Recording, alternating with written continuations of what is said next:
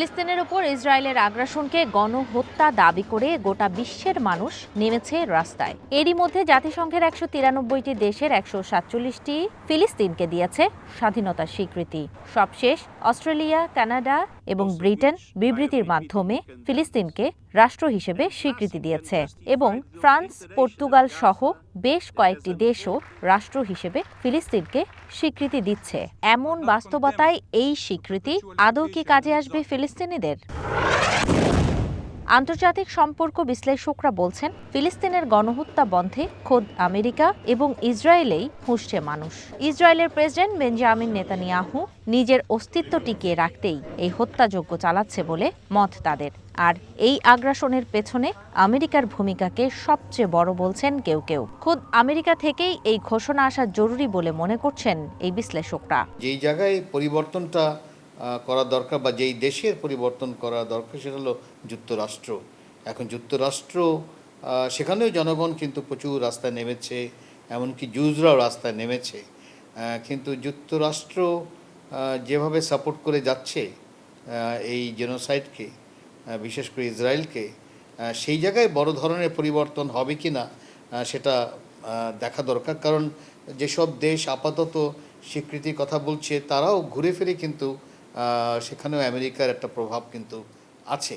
তো সেটা যেন অপেক্ষা করতে হবে, তবে কোনো সন্দেহ নেই একটা বড় পজিটিভ একটা ইম্প্যাক্ট বা পজিটিভ ডেভেলপমেন্ট এটা বলা চলে। ট্রাম্পের পলিটিক্সের মধ্যে বা ফরেন পলিসির কৌশলের মধ্যে এই স্বীকৃতিটাও হয়তো তার মধ্যে পড়ছে, এই কারণে যে এতগুলো দেশ যদি স্বীকৃতি দেয় ইত্যাদি, তখন ট্রাম্প তার যে কি বলা হয় যেই কঠোর কাঠামো যেটা আমেরিকা আছে সেখানে বলতে পারবে যে দেখো আমাদের তো এখন পরিবর্তন করতে হবে, বা নেতানিয়াহুকে বলতে পারে যে দেখো এখন তো তোমার সমাধান না করলে, মানে জিনিসটা হলো যে ট্রাম্প এটাকে কাজেও লাগাতে পারে, কারণ ট্রাম্প সবসময় কিন্তু এই দুটো জায়গায় খেলে। ইসরায়েল সেখান থেকে সরবে না, কারণ এটা নেতানিয়াহুর অনেকটা অস্তিত্বের প্রশ্ন এসে গেছে। যুদ্ধবিরতি হলে যে জিনিসটা হয় কি, নেতানিয়াহুর বিরুদ্ধে যে করাপশনের চার্জেসগুলো আছে সেগুলো আবার স্টার্ট হয়ে যেত, এবং তার পলিটিক্যাল সার্ভাইভাল, তার নিজস্ব সার্ভাইভালের জন্য এখন সে নিজেকে টিকিয়ে রাখার জন্য এই জিনিসটাকে, এই যুদ্ধটাকে এক ধরনের উন্মাদনা আমরা দেখতে পাচ্ছি তার মধ্যে। সাবেক রাষ্ট্রদূত মুন্সি ফয়েজ আহমেদ মনে করেন, ইউরোপের দেশগুলোর স্বীকৃতি ইতিবাচক, তবে আমেরিকার ভূমিকাও সেখানে নজর রাখতে হবে। এই স্বীকৃতি সেই দেশে চলমান বিক্ষোভের প্রতিফলন কিনা তাও দেখতে হবে বলে মনে করেন তিনি। মার্কিন যুক্তরাষ্ট্রের মতন দেশেও বিরাট বিক্ষোভের বিরুদ্ধে, তারপরেও মার্কিন যুক্তরাষ্ট্রের সরকারের তো টনক নড়ে না। ইউরোপের দেশগুলোতেও যথেষ্ট এই ব্যাপারে সোচ্চার আছে বিভিন্ন তাদের জনগণ। তার ফলে আস্তে আস্তে ইউরোপের দেশগুলো তাদের অবস্থান পরিবর্তন করতে বাধ্য হচ্ছে আমি মনে করি। ইসরায়েলের বিরুদ্ধে কথা না বলেও তারা যদি প্যালেস্টাইনের পক্ষে কথা বলে এবং তার পক্ষে দাঁড়ায়, তাকে সুরক্ষা দেওয়ার ব্যবস্থা করে, তো সেটা হবে একটা বড় রকমের পরিবর্তন।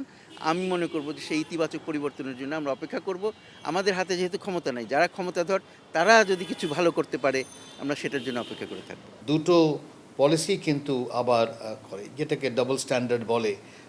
একদিকে দেখা যাবে যে তারা জনগণকে থামানোর জন্য এই ধরনের কতটা সিম্বলিক স্টেপ নিচ্ছে হয়তো, যে আমরা প্যালেস্তাইন রাষ্ট্রকে স্বীকৃতি দিচ্ছে, আবার দেখা যাচ্ছে ঠিকই অস্ত্র বিক্রিও করে যাচ্ছে বা সহায়তা দিচ্ছে। এখন সেই ডাবল স্ট্যান্ডার্ড হবে কিনা, কারণ এটা আমরা বহুবার তাদের এই ডাবল স্ট্যান্ডার্ড দেখেছি। এদিকে ফিলিস্তিনকে রাষ্ট্রের স্বীকৃতির প্রতীকী মূল্য আছে বলে মনে করেন আন্তর্জাতিক সম্পর্ক বিশ্লেষক ডক্টর আমেনা মাহসিন। তবে শুধু স্বীকৃতিতেই থেমে না থেকে ইসরায়েলের ওপর চাপ সৃষ্টির ওপরও জোর দিলেন তিনি।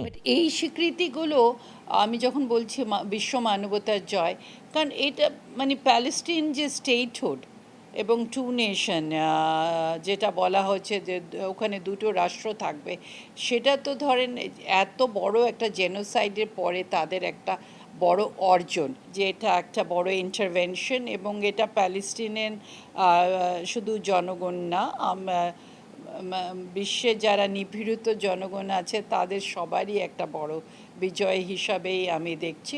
এবং তার শুধু এখানে স্বীকৃতি দিয়ে থামলে হবে না, আমার মনে হয় তার সাথে তাদেরকে স্যাংশনসও দেওয়া উচিত ইসরায়েলের বিরুদ্ধে, এবং অস্ত্র বিক্রি, সবচেয়ে বড় হলো অস্ত্র বিক্রিটা বন্ধ করতে হবে সে ইসরায়েলের। সেই জায়গাটা তেও আসতে হবে, মানে এমন ধরনের পলিসিস নিতে হবে যেন ইসরায়েল একেবারে কোণঠাসা হয়ে যায়। মানবাধিকার কর্মীরা বলছেন, দিনের পর দিন আতঙ্ক আর চরম দুর্দশায় দিন কাটাচ্ছেন ফিলিস্তিনবাসী।